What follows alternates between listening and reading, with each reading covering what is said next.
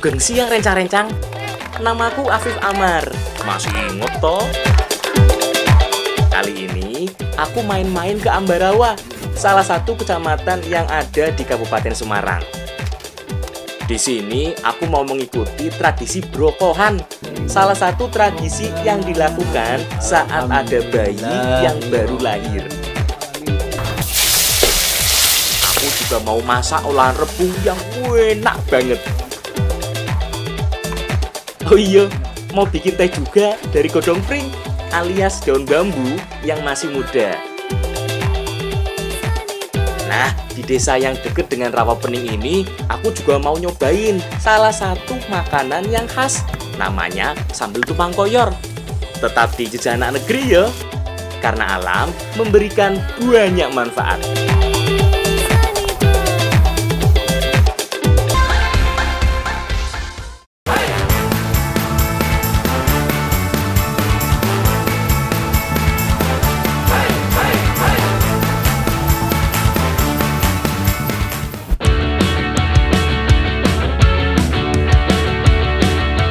Aku berada di Dusun Bejalen yang berada di sekitar Rawapening. Ada makanan khas yang harus dicoba. Namanya sambal tumpang koyor.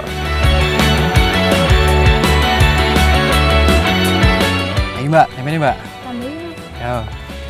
Sekarang kita mau bikin sambal tumpang. Nah, yang khas dari sambal tumpang yaitu ini nih, tempe semangit. Nah, ini yang bikin aroma dan rasanya itu sedap banget. Ini Mbak, jakanya Mbak ya. Sambal tumpang di sini memakai bahan tempe wayu yang sudah hampir bosok. Kalau orang-orang tua sih suka banget dengan tempe yang satu ini karena aroma dan rasanya yang khas banget. Sambal tumpang khas di sini beda ya dengan sambal tumpang yang ada di Jawa Timur.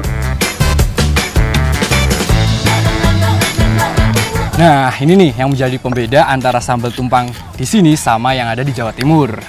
Nah, biasanya kalau sambal tumpang itu cuma menjadi pendampingnya saja ya Bu ya. Nah, tapi kalau di sini itu bisa sekalian menjadi lauknya karena ada ini nih, koyor. Kalau orang sini nyebutnya koyor ya Bu ya? Iya, koyor atau tetelan sapi itu Mas.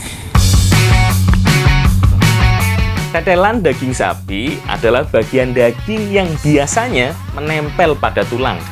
Secara tekstur, bagian daging sapi yang satu ini lebih kenyal dari bagian yang lain. Nah, di bagian tetelan biasanya tercampur daging, lemak, serta otot-otot. Untuk bumbu-bumbunya tidak terlalu ribet kok. Cukup bawang merah, bawang putih, dan cabai. Nggak perlu terlalu banyak bumbu, karena tempe wayu ini fungsinya sekalian sebagai bumbu. Bumbu tambahannya paling ada laos, salam, sereh, dan daun jeruk. Sip, langsung kita masak yuk Mbak. Kita sangrai dulu bumbu halus yang sudah dicampur dengan tempe wayunya. Kemudian masukkan potongan tetelan daging sapi. Setelah itu tambah dengan sedikit air yo, biar nggak gosong. Tambahkan juga tahu putih ini. Oh iya, kalau mau kasih tempe juga boleh, tempe yang biasa, buat bahan campurannya. Terakhir masukkan perasan santan. Wah, aromanya langsung keluar yuk. Kalau kamu suka pedes, tambah juga dengan cabai rawit yang banyak. Kayak aku ki, makin pedes makin jos. Sedikit kasih matang ya Mbak ya.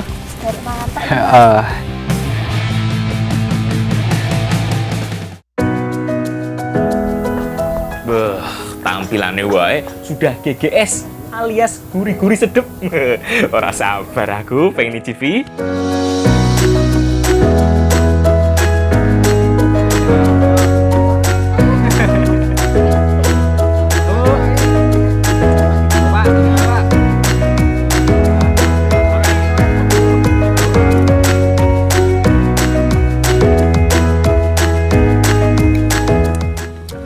Setelah saya cobain sambal tumpang ini lebih dominan ke aroma tempe semangitnya. Dan ditambah bikin enak, yaitu ini, si koyornya ini. Ayo Mbak, nambah nih, dinteknya Mbak ya? Dinteknya Mas. Tempe wayu ini memang lebih sedap dan khas banget rasanya. Mungkin karena sudah terfermentasi lebih lama. Bu cintek ke. Aduh. Entek ora kowe iki lho. Entek saking leu tanggus keroncongan ngene ya. Oh, sampai tak koret-koret kowe ya. Ini kowe tak koret iki lho. Wah iya ya, ayo ngono no. Entek ra. Pas dipangan kuwi ora buak. Wis segone nyandi ku mano. Dipokebak pokoke. Kesak cetik jentekne, Pak.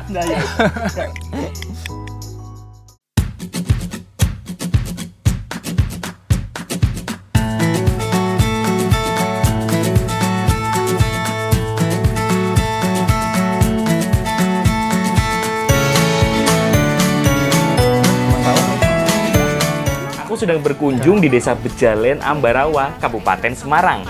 Di sini sedang ada acara tradisi prokohan. Sebelum pelaksanaan acara, aku bantu-bantu memasak sego ambengan. Nasi atau sego ambengan adalah hidangan khas Jawa yang biasa disajikan dalam acara selamatan atau syukuran. Ada banyak masakan yang ikut dihidangkan dalam satu paket sego ambengan. Yang tidak boleh terlewatkan adalah gudangan.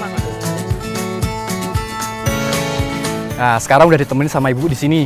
Kita lagi persiapan masak untuk acara brokohan.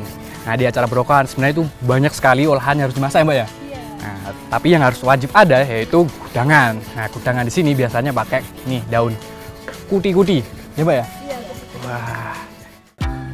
Gudangan atau urap mungkin sudah banyak yang tahu. Tapi kalau daun kuti-kuti, belum tentu. Daun kuti-kuti adalah semacam rerumputan liar yang sering tumbuh di tepi sawah. Biasanya ada di sela-sela kebun sayur atau sela-sela tanaman tembakau. Tanaman ini memiliki daun kecil dengan tepian yang bergerigi. Permukaan daunnya sedikit berbulu. Bunganya berwarna kuning dengan ukuran cukup kecil. Selain dibuat menjadi gudangan atau urap, kuti-kuti juga bisa kok dijadikan campuran pecel. Bahan gudangan lainnya ada kol, kacang panjang, dan kecambah. Cek bentar, aku ngurus sayur-sayurane. Urusan bumbu-bumbu biar sama ibu-ibu. Bumbu halus yang dibuat Bu mirip banget toh sama bumbu sambal pada umumnya. Ada bawang putih, garam, cabai merah, dan yang nggak boleh ketinggalan, iki jeruk sambal. Masyarakat di Dusun Bejalen sering menggunakan jeruk yang satu ini sebagai tambahan bumbu berbagai makanan. Yang sering digunakan justru bagian kulitnya. Langsung kecium wanginya. Nah, setelah itu tambahkan dengan gula merah. Kalau Mbak Kiki ini yang menyiapkan kelapa parutnya. Kelapa untuk gudangan ini baiknya kelapa yang sudah tua yo. Selain lebih gurih, kelapa tua juga mengandung saripati yang lebih banyak. Nanti Bu, pergi Bu. Iya, Mas. Nah, wis dadi kabeh iki. Bumbu halus dan parutan kelapa nih. Jadi gudangan di sini itu hampir sama dengan urap yang ada di Jawa bagian tengah, yaitu bumbu halus dan parutan kelapa dicampur jadi satu. Setelah ini baru dikukus. Sebelum mengukus bumbunya, kita rebus dulu sayurannya. Yang direbus dulu itu sayuran yang teksturnya lebih keras, seperti kacang panjang dan daun kol. Setelah hampir matang, masukkan daun kuti-kutinya. Daun rumput liar ini memiliki tekstur yang lebih empuk dan tipis. Jadi kalau direbus lebih cepat matangnya. Kalau kecambahnya nggak perlu benar-benar direbus. Cukup dicelup beberapa kali di air panas. Nah, toh langsung mateng. Nah, sekarang kukus bumbu kelapanya. Oh iya, ada beberapa jenis bumbu gudangan. Ada yang ditumis, ada yang direbus, ada pula yang bumbunya masih segar alias mentah. Bumbu gudangan yang dikukus seperti ini rasanya lebih subur. Selain itu, juga lebih tahan lama, alias tidak mudah busuk. Nek wis bar, kita siapkan nasi ambengan lengkapnya ya. Pada dasarnya nasi ambengan adalah nasi lengkap dengan lauk yang dihidangkan dalam porsi besar. Hidangan ini biasanya disajikan dalam tampah. Nah, selain dengan gudangan, nasi ambengan di sini biasa dilengkapi dengan ikan asin, tempe goreng, dan telur rebus. Oh iya, ada juga gemblong sebagai jajanan pendampingnya.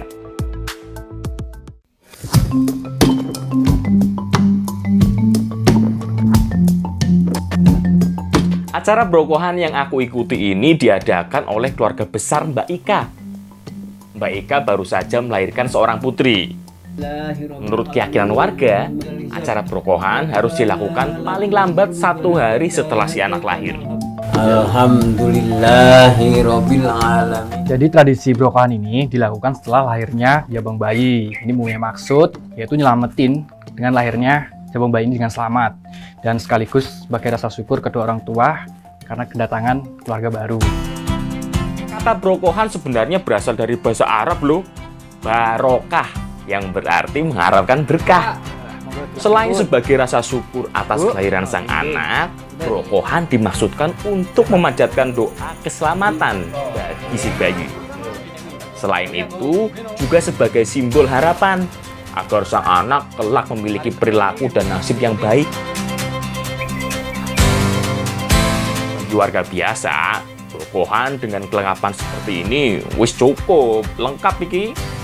Tapi untuk brokohan yang dilakukan oleh keturunan bangsawan, biasanya harus ada dawet, telur mentah, sampai lauk dari jeruan kerbau. Nah, nasi ambengan yang sudah dipiringi, tak antar-antar ke tetangga. Jadi makin yang buatan gudang, itu ternyata biayanya kan?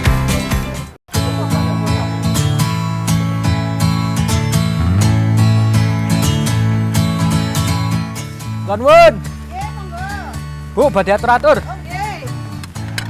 Bu, Jawa soalnya ini. Meskipun hujan, aku dan Bu Yati tetap semangat berbagi berkah. Amin. Tuan, Mbak, badai atur-atur. Itu nih, Mbak, Jawa soalnya. Pantin.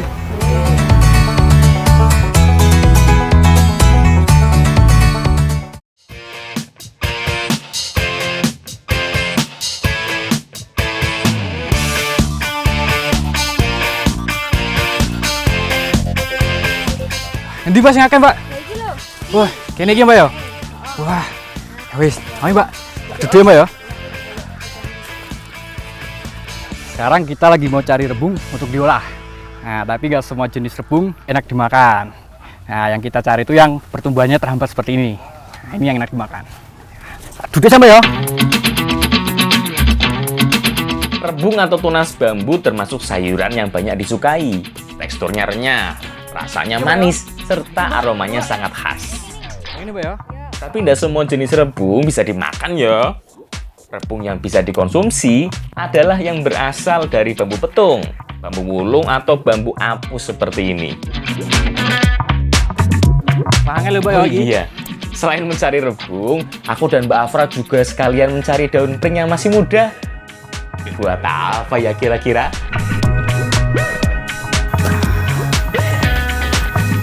Nah, ini, Mbak. Oh iya, kayak Wah, gini. godongnya slow kan, Mbak? Wes oke.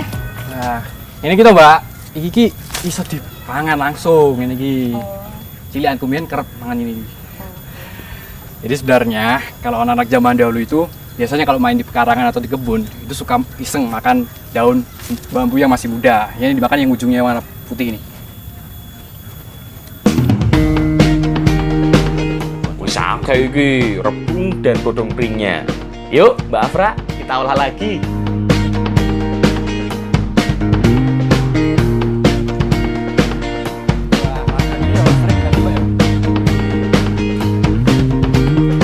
Nah, daun bambu yang masih muda ini akan kita buat menjadi teh.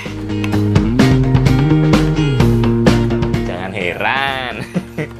Daun bambu terutama yang masih muda dan masih tergulung seperti ini memang bisa diolah menjadi teh. Kalau di negeri tirai bambu, hal ini sudah cukup umum. Tapi kalau di Indonesia, mungkin belum banyak yang tahu.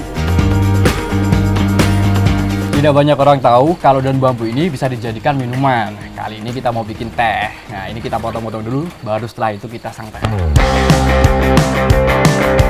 Kita potong-potong dulu daun bambunya, kira-kira seukuran 3 sentian. Selain daun pucuk yang masih tergulung, daun kedua dan ketiga juga masih bisa diolah jadi teh seperti ini. Setelah semuanya dipotong, sangrai daun bambu ini sampai warnanya kecoklatan. Menyangrainya harus pas yo. Kalau masih agak basah atau terlalu mentah, kita rasanya kurang keluar saat diseduh. Sementara kalau terlalu hitam, jadinya yo malah gosong. Rasanya pahit. Paling pas disangrai dengan wajan dari tanah liat seperti ini. Bahan gerabah dari wajan bisa menyerap kandungan air pada daun. Jadinya yo lebih cepat kering.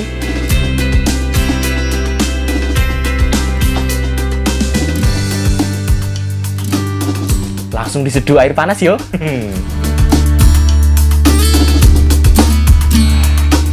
Setelah disangrai, lalu kita seduh dengan ditambahkan bunga melati. Nah, ini nih yang bikin aromanya itu tambah wangi. Kira-kira rasanya seperti apa ya? Wah, wangi, Bu. Nih. Wah, aromanya jadi tambah harum. Sebagai camilan pendamping minum teh, Bu E mengolah lagi rebungnya. Rebung yang sudah dipotong serta direndam air garam dicampur dengan adonan tepung aci. Adonan ini lalu digoreng sampai matang. Wah, ternyata Bu E mau buat keripik khas dari rebung. Selain bisa diolah jadi sayuran atau makanan berat, rebung juga bisa loh dijadikan cemilan seperti keripik yang satu ini. Wih, aromanya aja wangi begini, apalagi rasanya ya. Jadi nggak sabar pengen cicip-cicip.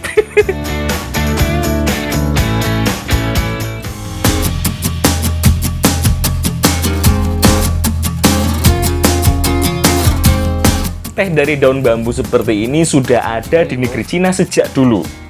Teh ini jadi salah satu bahan herbal untuk menetralkan racun dan meredakan panas dalam. Yuk, ngetes sama-sama. Syukur tenan iki. Udah, oke baik. Nah, ini jatahmu iki no. Nah, sewenang lah we. Ya, wes. Ayo Bu, buka Bu. Wah. Seger nih Mbak ya? Aku ora seger Mas. Loh. Bayar Mas. Masih, mari kita tambah yo. Lah, kalau langsung dikasih yo pasti habis duluan. Ini Mbak. Ini Mbak. Iya mas, enak. Gurih Mbak. Ayo enaknya, cocok karo hawani. Wah, ngeteh di saat mendung kayak gini mang paling mantap. Nah, ternyata teh dari daun bambu ini mempunyai manfaat, yaitu meredakan panas dalam dan juga mengembalikan cairan tubuh. Ayo Mbak, kilo seger tenan Mbak. Ojo lali, sambil dimakan iki keripik rebungnya. Jos pokoknya sambil ngeteh sore-sore menikmati keripik rebung. Lah kok malah dimakan semua iki keripik? Yo alon-alon to nono, manganmu ora umum lho.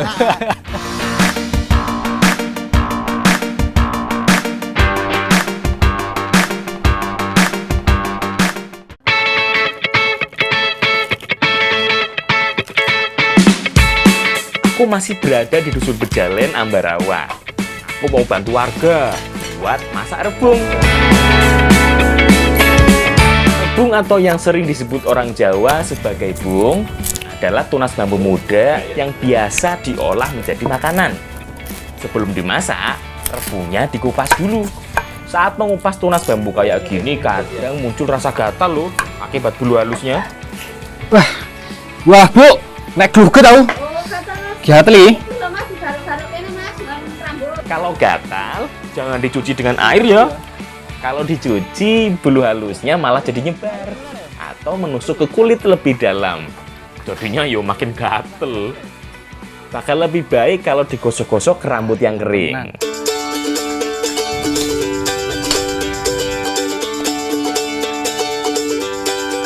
Nah, rebung ini akan kita masak dengan bumbu kuning. Mirip-mirip dengan gulai, tapi tidak terlalu banyak kuahnya. Makanya selain bumbu dasar, tambahkan juga kunyit yang cukup banyak.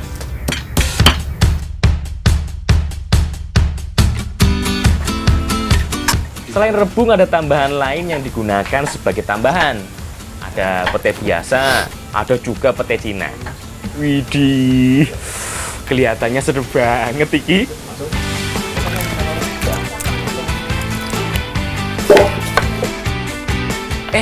Ada trik khusus loh untuk mengolah rebung ini.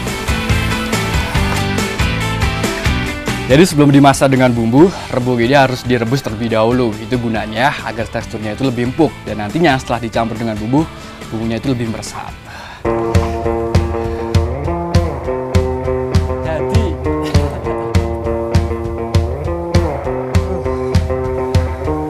selain lebih empuk, rebung yang direbus, rasa pahit dan aroma pesingnya juga akan hilang. Bu, ini pun empuk. Nggih.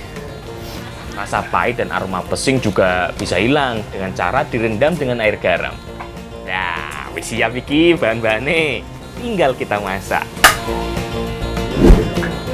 Minyaknya panas ya, Mbak?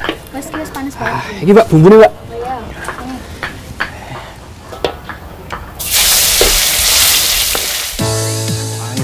Pertama-tama, tumis dulu bumbu kuning yang sudah dihaluskan. Setelah itu tambahkan serai serta daun salam. Tunggu sampai agak layu yo, sampai aromanya keluar. Selanjutnya masukkan rebung yang sudah direbus tadi. Lalu aduk-aduk serta diamkan sebentar sampai bumbunya meresap.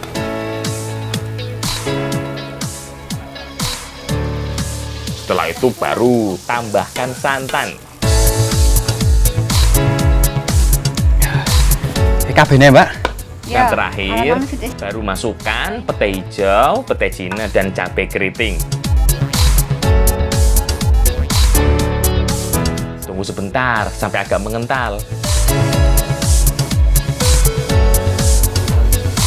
Lah, iki rebung bumbu kuningnya sudah siap dihidangkan.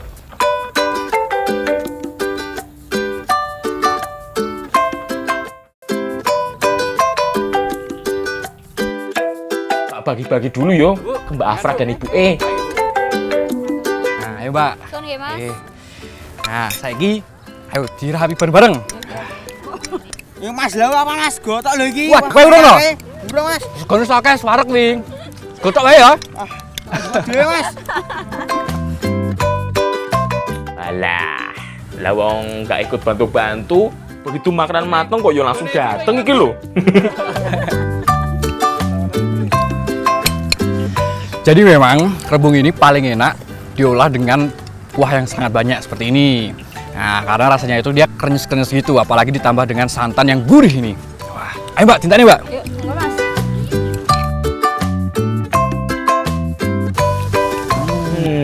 Rasa pahit dari rebungnya memang hilang.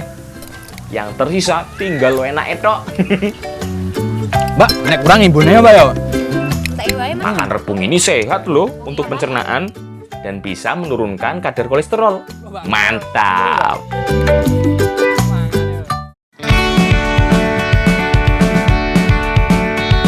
Nah, sekarang aku bersama Mbak Kiki dan ibu-ibu mau membuat gemblong khas Bejalen.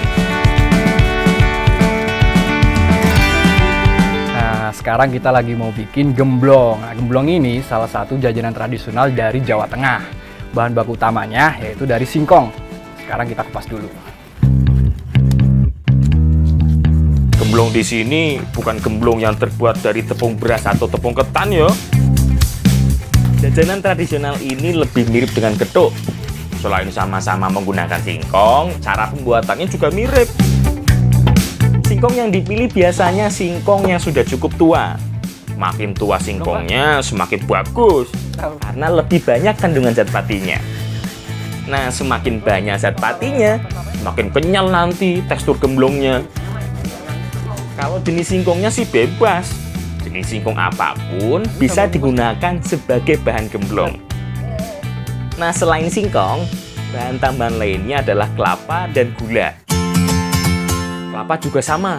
Semakin tua kelapa yang dipakai juga semakin bagus, karena rasanya akan semakin gurih. Setelah dikupas dan dibersihkan, singkong dikukus sampai matang. Ojo direbus yo.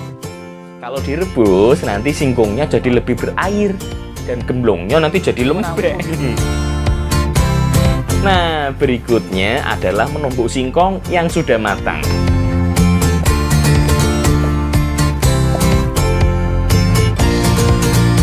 Salah satu ciri khas dari cara pembuatan gemblong yaitu dengan cara ditumbuk seperti ini. Ini gunanya agar teksturnya itu dia kenyal dan lebih lembut. Tapi cara penumbukannya itu nggak boleh terlalu halus. Jadi agak kasar gitu.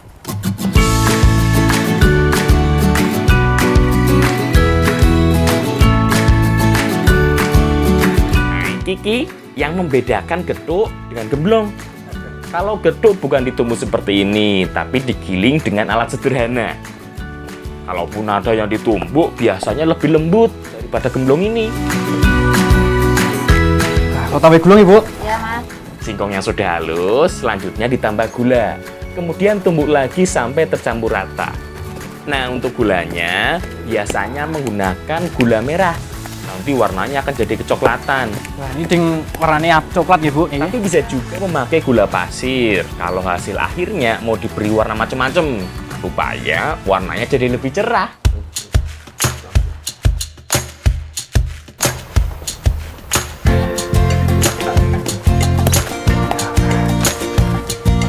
Setelah halus, tinggal dicetak di wadah.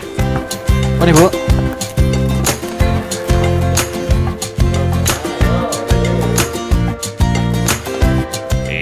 Mantap iki.